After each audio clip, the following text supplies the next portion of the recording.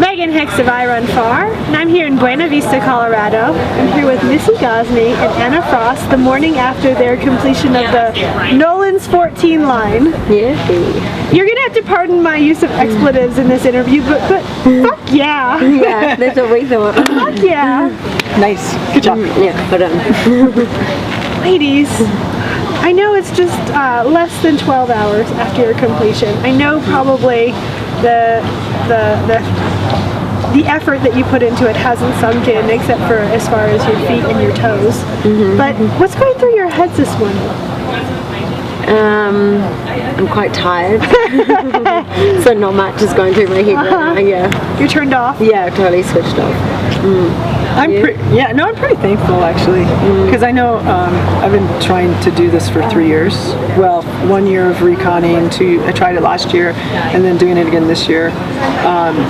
I'm just super thankful for all the people that we were able to do. Yeah, we had an amazing crew out there, and they were saying to us last night how it was such an awesome feat that we did, but we were saying to them if we hadn't had them, we would have been an absolute shit show.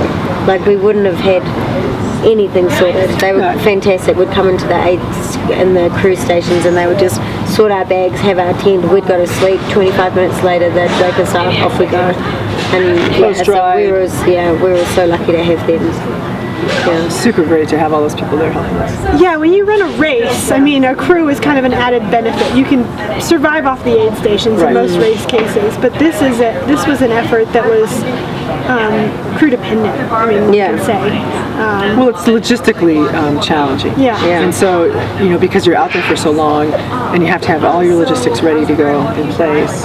And if you don't always go well. You don't always.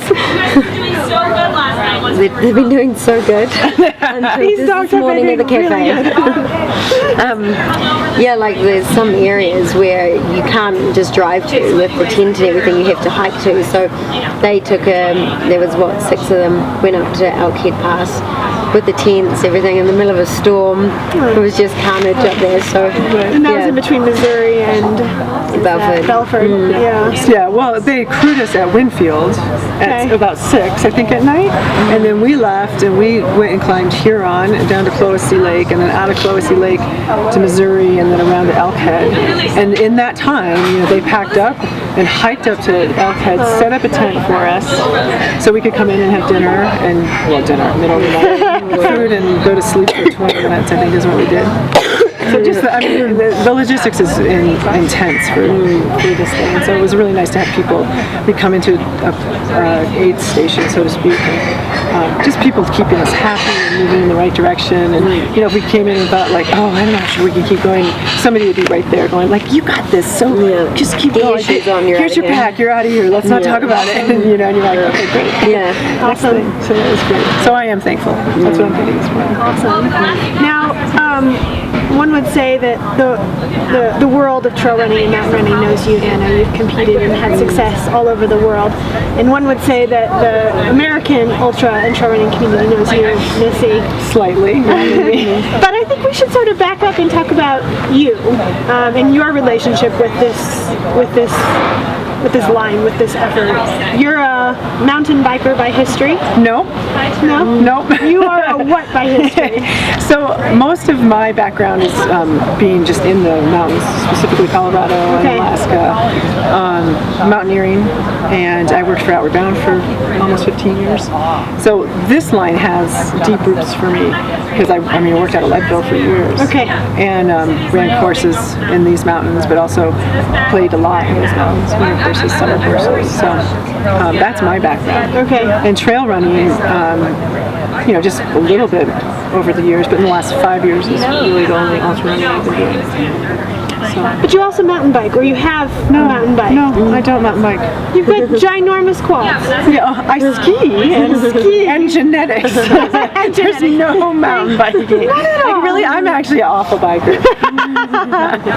So you're a little bit like me. You lived in Moab, but you were not a mountain biker. That's right. That's right. I lived in Moab for a while. Yep. And you got in your head a couple of years ago that this was a line you wanted to try? Yeah, when Jared and Matt did this line, Okay. 2000 and I think that was 12 or 13. Sorry. No, 2002. They did it in 2012. Okay. And I just hadn't never really considered anything like that. And I watched them do their effort, and I went, "This is it. This is the coolest line." And it really, I do believe it's aesthetically one of the best lines in North America for sure. And so when they did that, I went, "Ooh, that is really neat." And I got it in my head that I was gonna see if I could do that someday.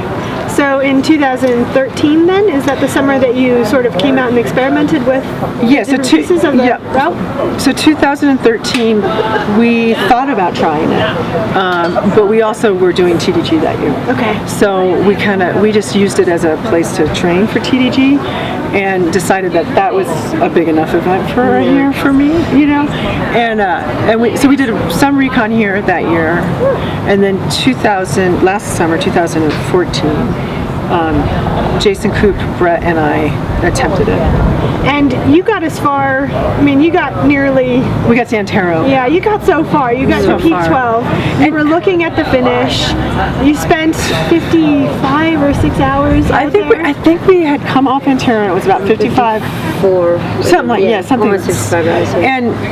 And honestly, I made what I consider a mountaineering mistake, which is, you always have to know how you're going to get off a mountain, right? And the last part is super important. And I just had not spent any time on Antero, Tabby, and Chavano in terms of reconning it, studying the maps. My drop bag for there just said extra. Like it wasn't even. I never imagined we'd get as far as we did. And so when we got off Antero, and Jason and I and Brennan Trimboli was with us, and we were looking to go over to Tabby. I couldn't figure out how to do it. I didn't even know where to drop in. And yesterday when we dropped in there, I had this full sense of relief, like, we're going to go into a new place. I haven't been. And then once we started into the route, I went, oh, if we had come in there last year, we would have been just sitting in Pine Creek scratching our heads like, what are we supposed to do? Yeah. So, things happen for a good reason. And that we got to be able to do it really well this year. But there was no way I was ready to do that last year. I was psyched we got as far as we did. But Anna, you have known about Nolan's for a couple of years. You spent a lot of time climbing and training on 14ers and so on. Yeah. This year you picked off 2 major mountain circuits. Yeah. Why Nolan's? I guess I learned about Nolan's when I first came out here to help at Leadville. Okay. Because I met up with Tony and was seeing him in the mountains, and we were on these 14ers, and I was like, wow, is this really the trails? Like, there are no trails here. And he's like, no, this is the Nolan's route. I'm like, the what? And so I knew nothing about it until I met him and was speaking with him about, all these different routes. So the ways that I learned Nolan's was his way, and I loved it. I was like, not only are we in these like majestic mountains, but we're also up in these like routes where there are no people, and you have to learn the mountain. And it's such a beautiful, calming feeling when you're going up this huge mountain, and you're never on a trail, but you know exactly where you are, by the rock or by the flower or the contour of the mountain, and that's something really like with the dead tree. Yeah, the dead tree. Anna knows this route better than anybody, I think. I'm sure there's other people who know it, but it was really amazing to watch her work this route over the last 3 days. Between us, we'd gone through the route before of who knew what, and just to make sure that we'd had everything covered. And there's some sections like Princeton, that going up Princeton from this direction, I had no idea, so it was totally messy, and it's hard up there, it's long, we're out there forever. And it was just brutal, and she nailed it. And so I think we both, without each other there would have been some sections where we would have been just done for. Right. And that was the great thing about the partnership. And so for me it's been really fun to get to know this range so well, and to learn it through other people as well has been really cool.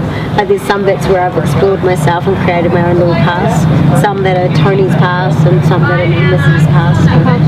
Yeah, it's been really fun. Cool. Walk us through your experience? I know we're talking about 58 hours, 14 mountains, being about 14,000 feet for, I don't know, it has to be like 3/4 of that tall or something. Yeah, you started at the Fish Hatchery Trailhead on Sunday morning at 6 a.m. I'm guessing by following your spot tracker, I mean, you guys flew over the first 3 mountains. Did it feel like flying? No. No? I didn't feel like it was flying. I mean, we knew that we were kind of going for like 4 hours per mountain for those first ones. You know, we'd done our drop bags.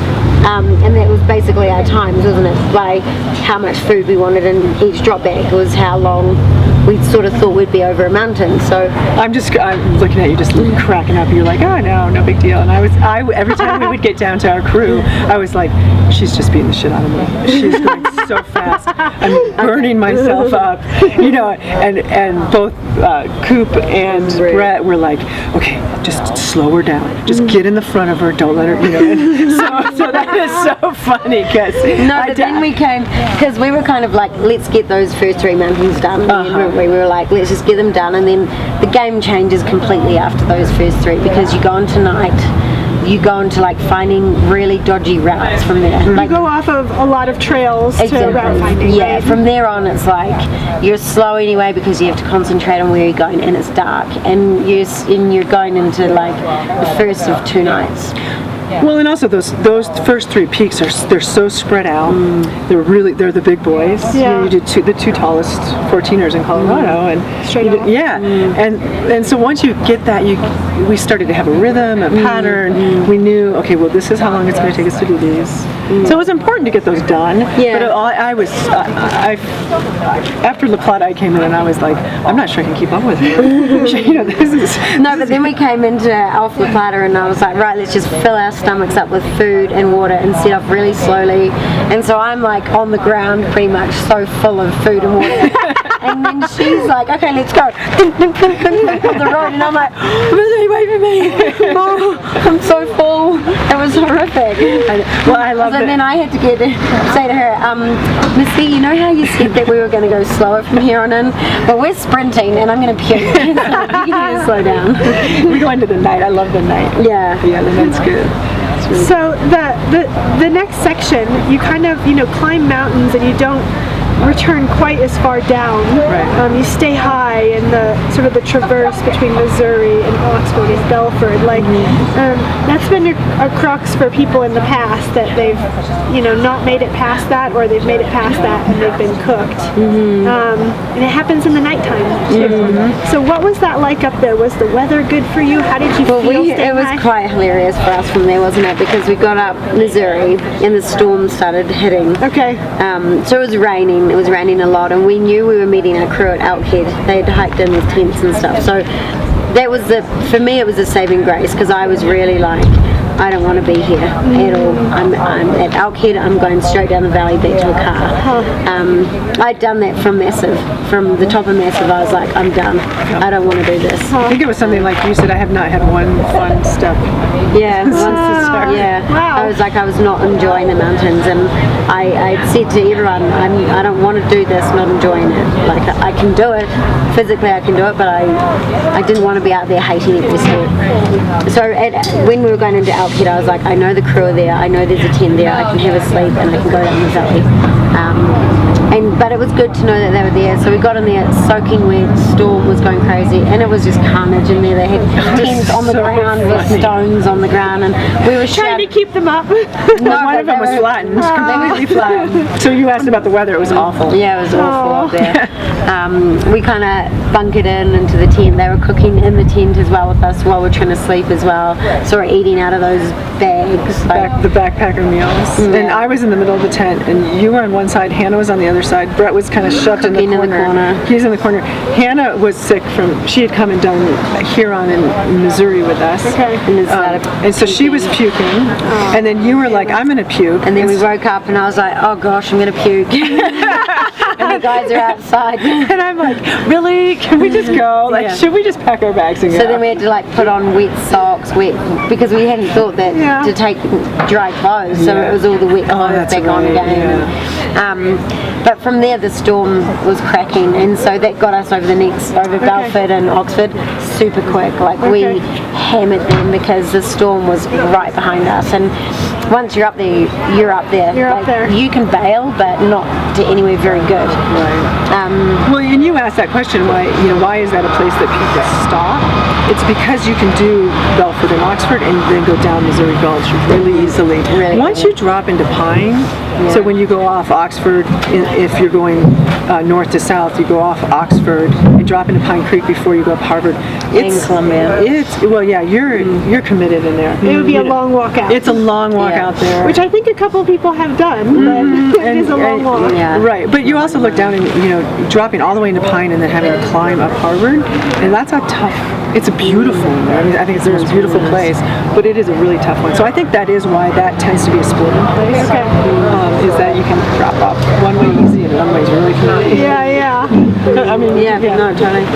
So the ridge line between Harvard and Columbia is, at least in my experience in the Salwatch, one of the funnest places. That was morning the second day. Yeah, the sun rose as we were going down Oxford.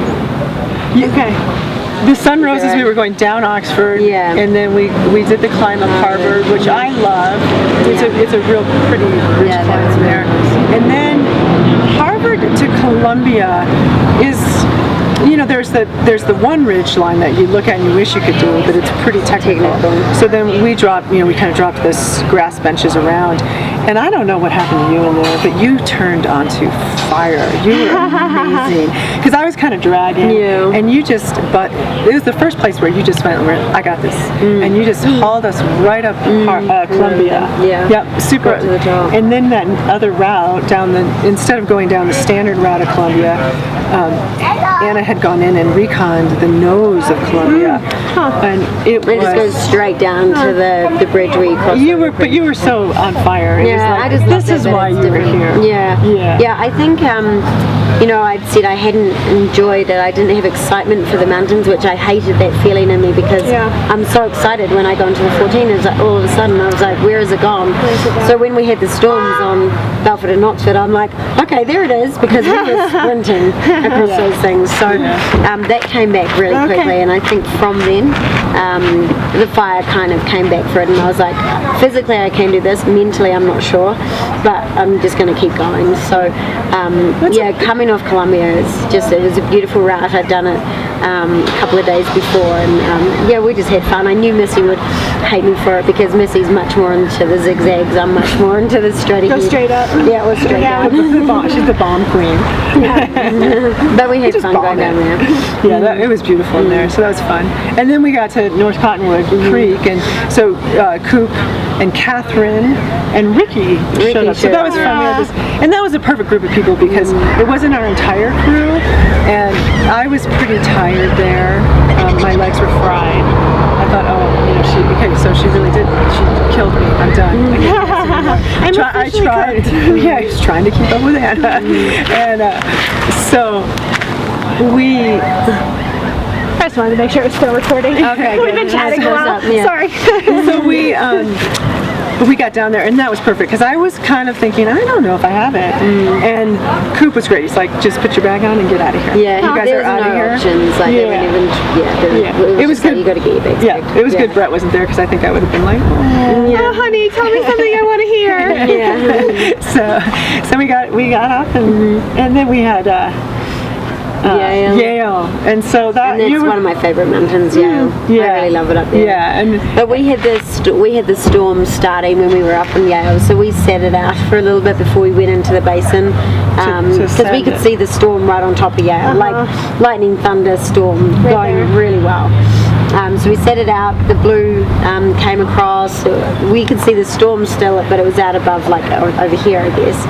So we're like, we're okay, it's all clear now.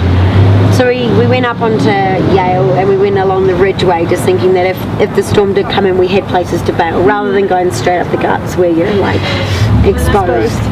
And we got on the top of there, and literally 4 minutes later you could see this big black storm coming, and we were like, we have to move. So we just took off over the ridge. We decided to keep going because it was coming from the Denny Behind Creek you. side, so we decided to go off the ridge down to Colorado Trail. And we were like sussing out bail points all the way down, left and right, whichever way the storm was coming. And we just got to maybe, I don't know, 3 kilometers from where the Colorado Trail pops down. Yeah, that's probably right. And the storm just like lit up on top of us, and so we just bailed off the side. Down into the trees, and it was just hailing. Off to the north side of that ridge. Yeah, hailing, storms right above us, like cracking thunder in our ears, and we were huddled under the trees and kind of like waiting for a minute and then going back down into another patch of trees that was better, and then I think we're lower here. I think we're smaller. Or I would go, okay, I'm going to go check to see if it's, we could go, and I'd look up at the ridge and boom. Back into the trees. Mother Nature says not yet. Yeah, she gave us a few warnings, I think, like probably the whole time she was warning us. Yeah, the whole trip. Yeah, for sure. yeah. But that was, so we were probably there for an hour. An hour, maybe more than an hour, just like going from tree to tree along that side of the, yeah. But it was good. I think it was a really good timing for you and I just to hang together where you're not, when you're out there trying to do Nolan's in 60 hours, it is all business. You're everything is efficient. Every step is important, right? And so just have an hour where it was just you and I hanging out. Just sitting under a tree. Talking about the difference between hail and gravel. Right. Super technical conversation. Yeah. Stories. I think we said, let's tell some stories. Yeah. So I think that was a really nice time because we really haven't spent that much time. We trained a little bit with Hard Rock together, but for the most part we hadn't spent that much time together. And then you just get slammed right into this pretty intense effort. Yeah. So it was nice to just stop and enjoy what was going on the storm. Yeah. So we finally made a dash over. We traversed to the bottom of the Colorado Trail at that pass over into Avalanche, and then we dashed up and over between the storm. Because as we were running down the Colorado Trail, it was just still thunder and lightning and raining and pouring. But by the time we rolled into Avalanche Creek, it just got dark. We had come in with no heat torches, just. Yeah, but we were laughing and just having a great time, and our whole crew just all went like, just relaxed. Because the last time they'd seen us with North Cottonwood, and we were pretty like intense, and we were gonna, how were we gonna be when we got over the other side? And we walked in, they had all these contingency plans about what to do and who was gonna go with who if something happened. And we weren't talking anymore. Yeah, and we came in laughing, and everybody just went, "Oh, thank God. Okay. Yay!" And we had a plan. So that was good. Yeah, but I think from there, like I had just said to Missy, I'm not going up Princeton if it's storming. Like we pinky promised, and I said I'm not going. So if we decided to have a sleep down there, so we got into the tent, and I just said if we wake up and it's still storming, I'm not going. So we got the wake up call. There was no storm. There was no rain. Apparently there was stars out there. I didn't bother to look. So we got ready to go, had everything almost ready, and it started raining a little bit. Of course it did. Like, it was this beautiful bolt of lightning. But then this massive, just red thing lit up the sky. And I was like, that's it, I'm not going. You can't make me do it again. Yeah. But we went. And we really, like, along the Colorado Trail there, like 7 miles, isn't it, before you turn off? I think it was like 7.2. And just in the dark, and you're just looking at this trail, and we were just getting bolted on top of with rain and thunder and lightning. And the whole way we were like, well, we would regret it if we didn't at least try it. So we're going to at least try it. We're going to get to tree line on Princeton. And if it's storming, we'll just turn around and come back. And we had the spot trackers, so we knew that the guys would see that we had turned back down, so they'd come and get us. And so we were happy with that. Like, we were like, the whole time we were dripping wet. We're like, this really, really sucks. But if we don't just do it, not only for ourselves but for our crew, to see that, and to everyone else to see that we had given it a go and given it our best shot, and had got to that point and had every reason to turn around with the storm. But we got there. And there was no reason to turn around. No, well, it was brutal. Oh, the winds was awful. Okay. It was freezing cold, and we were just going right up the ridge, and it was just blowing, and we were cold, and we were moving so slow. I'd look at the mountain is slow anyway. It was a really long, the route we chose is a really long ridge line, and I would look at the itinerary and be like 1 hour, and I go, oh god, we've gone 500 feet up. So brutal. Yeah, and we were stopping in behind rocks just to feed each other, and warm, and we were both shaking at that point where we were the cold and just like fatigue, I guess. And it was just such a long way up to the top of there. And I mean, we'd spoken a couple of times about which way to bail off the mountain, whether to come down just off the main route of Princeton. And because the ridgeline that you take off the top, we were just like, if it's windy like this, we're just going to get blown off. So that was kind of worrying us a little bit, wasn't it? And yeah, down into Alpine. I think when we got to the top, we just realised, well, it was all windy either way anyway, so we were like, well, let's just take it. I mean, we were comfortable, we were feeling a bit better. Well, it was light. It was almost light. Yeah, I think I got light when we were just starting to descend towards Grouse. But the question, where to bail to?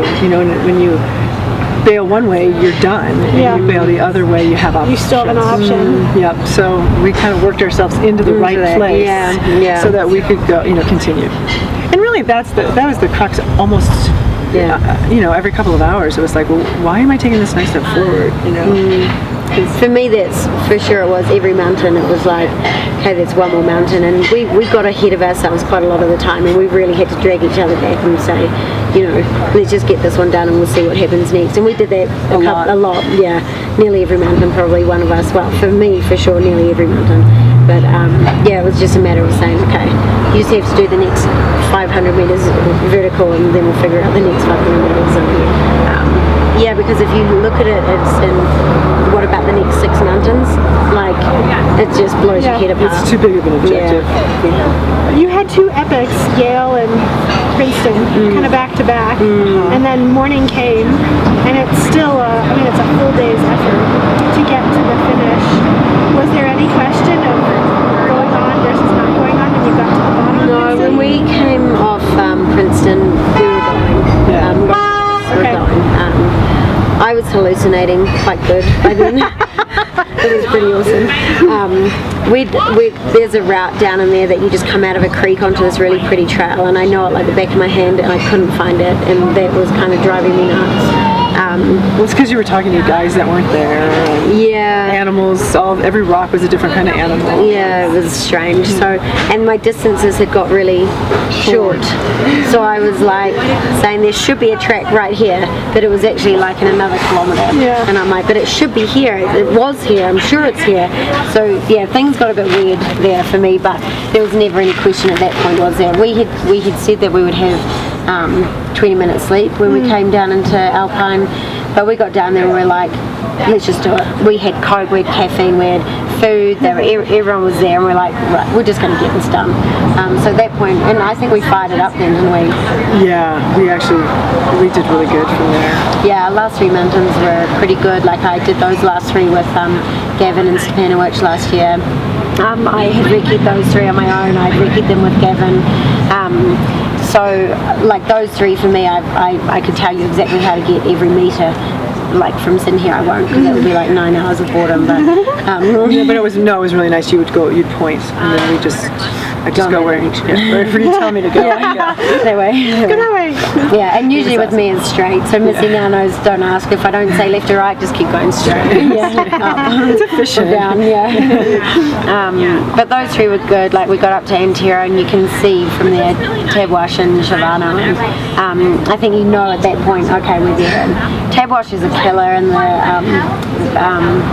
the wind was brutal going up there, and you literally just climb up big like microwave-sized rocks for 2 hours, and that's all you see, it's all you hear, it's all you feel, and the wind like banging in the side of the head, and it's draining, it's really draining, and you want to scream at the wind, but the wind takes the scream out of your mouth anyway. And but we got up there, and like once you're there on the saddle just before you got up to Tabwash and Shavana, you know you've made it. I mean, it's a pretty amazing feeling, isn't it? And, I mean, I was totally wrecked at that point. Like going up Tabwash, I was just like, there is nothing, absolutely nothing left. And Missy was on fire then. She's like hoo-haing away up there like a cow lady. It was awesome. But I mean, Missy amazed me the whole trip, how strong and solidly consistent she was, like just getting up those mountains, getting it done.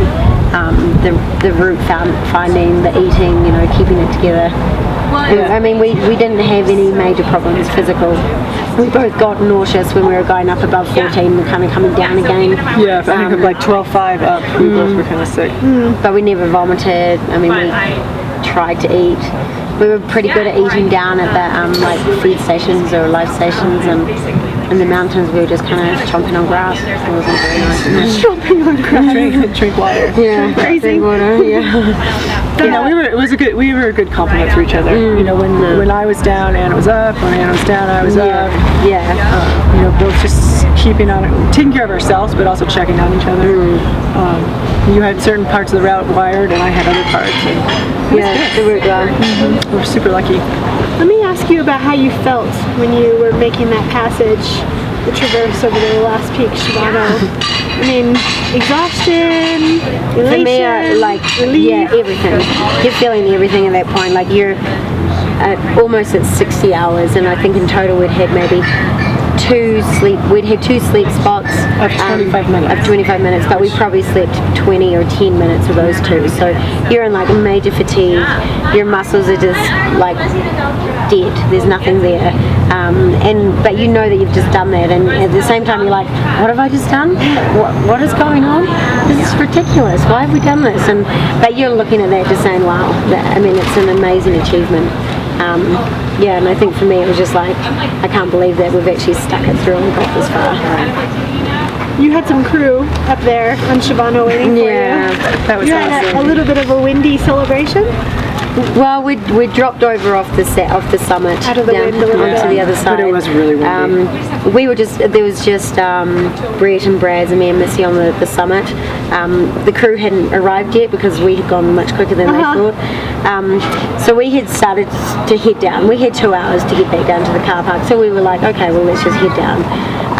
And then we saw Dakota just off the other side of the ridge sprinting. And he's like, no! Don't move! Stay there. But we were definitely not going to go back up to the summit. So we're in this beautiful sunny spot. It was I have no idea what time it was. It must have been like 4 p.m. Yeah, something like so in the evening was stunning, and we could see from there. You can see the track coming up. We could see all the crew coming up, and so we just sat down on this beautiful little outcrop, and Dakota opened his bag with 2 bottles of champagne, and the party started. So who came up? There was Matt Mahoney came up to kind of secure the Nolan's finish for us, and he was awesome. That was so good to see him because he's the proud, keeper of all the information. And he came up, he's like, I wouldn't miss this for anything. We had all the crew to come up and have some champagne with us, and I think I was saying to Brett on the way back down the mountain, because then we sat there in the sun, we hung out for a while, and we all walked all the way back down to the car park together as a big group. I stopped for a few sleep sessions, or like 1 minute little sleeps on the way down. But I was saying to Brett that I think of the whole Nolan's route, that was a section that I'll remember the most forever.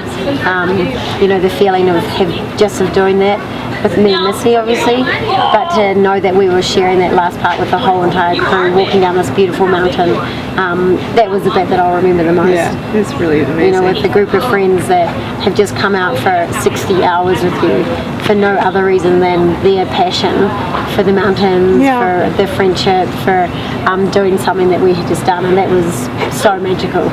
I want to ask you a couple hard questions, if that's okay. While you guys were celebrating on the top of Shibano yesterday, there was some armchair jockeying on the internet going on. People asking you people saying, get the heck off the mountain, the clock doesn't stop until you get to the car park. It seems with the Nolan's line that there are multiple interpretations of how people treat the line as their own personal experience or an FKT effort. As far as you guys are concerned, do you consider stopping your clock at the top of Shibano yesterday and that you completed your goals? Well, I think it is an interesting question, and I think people this chatter on Nolan's has been going on for a couple of years. I watched it last year when we were out doing it. What are the true rules? And Blake Wood kind of says it really well. He goes, it's the Wild West. There are no rules. And so we had a conversation before we started what we thought would be what we thought our goals were. And I think we went through I was pretty clear I wanted to just finish the line.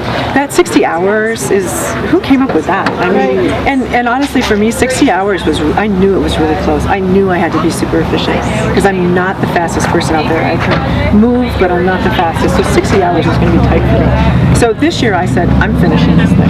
However long it takes. However long it takes. Wherever it is, if it's the argument that it's at the top or at the bottom. Right. I wanted it to be done, and then if it was on the top of Shivano under 60 hours, I was going to be like, great, we'll have an official time. Yeah. And if it's at the car park, that's terrific too. I would have to say that everybody has to come up with their own goals when they go out to do it. I would never ever change what we did last night. It was the photo. Somebody has this photo of all of us on the top there, and it's amazing just to have that great party. And then you go down to the car park, and it's like cow poop and flies. And we were like, wow.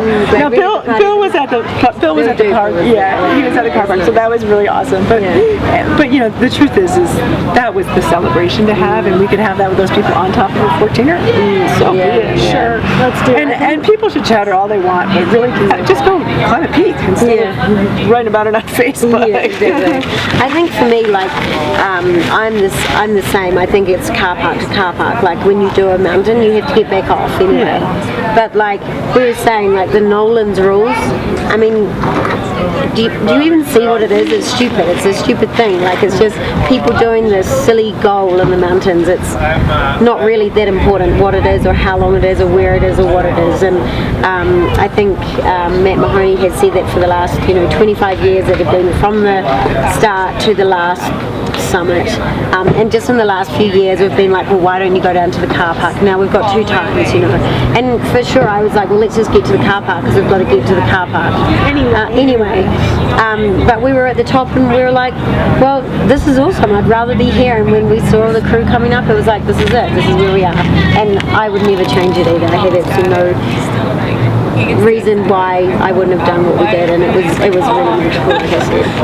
57.55 to Shivano. Fish hatchery to the Shivano summit. Yeah, That's it. It's a pretty it's a long time, but it's also a pretty magical number. Like to just be able to put your stamp on it.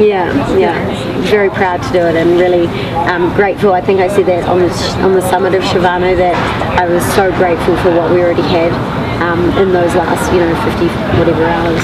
And really didn't need anything more than what we had right up on the top of that mountain. Another hard question for you. The Nolan's line was a line put together by a couple Colorado mountain enthusiasts quite some time ago. It had some popularity when it was first established. The Forest Service asked people to kind of keep it on the down low and not have these organized race-like outings. The popularity has come back again in the last 5 years or so, one would say. I think some mountain enthusiasts would argue that this is a line that not a lot of people should take because 1, it's sensitive, untrailed territory, and 2, it's difficult line. There's definitely increased risk out there, which you guys experience and have articulated. What do you say to those, to sort of that notion that this is a proceed with caution or don't proceed with caution, go try it? I definitely don't think you should go and try Nolan's without being very, very, very prepared. And by being very prepared, you need to get in the 14ers. And I mean, last year I spent 6 weeks in these mountains just doing 1 a day, finding the route, walking back and two until I knew exactly where I was going before I carried on to the next point. I mean, with Tony, a lot of the mountains I never went on my own until I really had it nailed.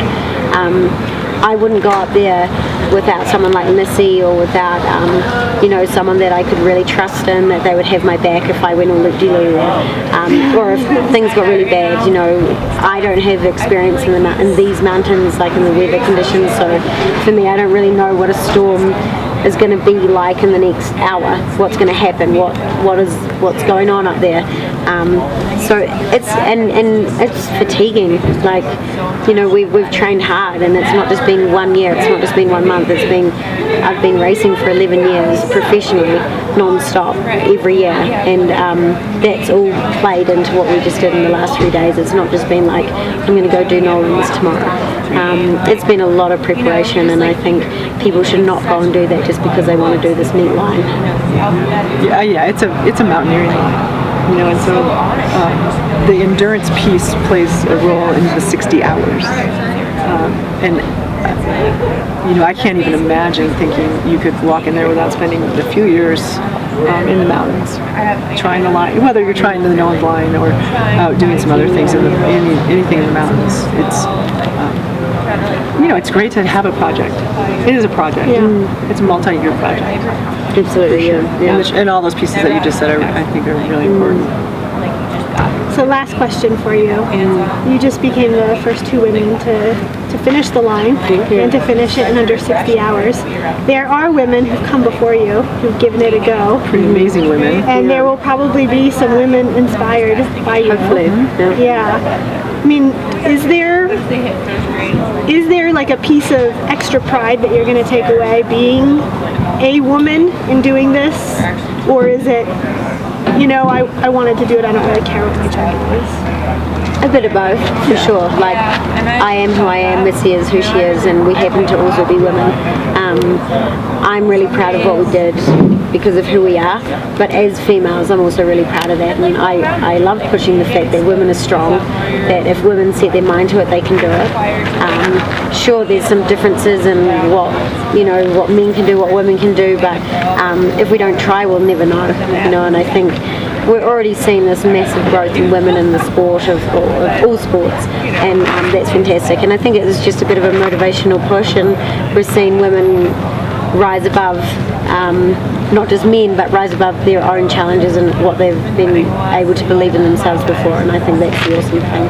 Yeah. We were talking with Dakota last night, and he asked that similar question.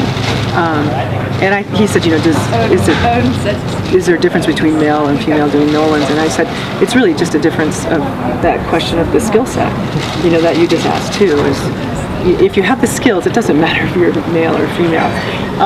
It is awesome to be the first girls to do it. Yeah, I mean, to do anything like we had a little presentation at our dinner party last night, and it was just so special, wasn't it? That they were, you know, we had just done that and we felt great about it, but for them, Coop was just saying, you know, you ladies are the first people to do this. No one can take that away from you now, and that was amazing. Yeah. It was really like, wow, we just did that for the first time.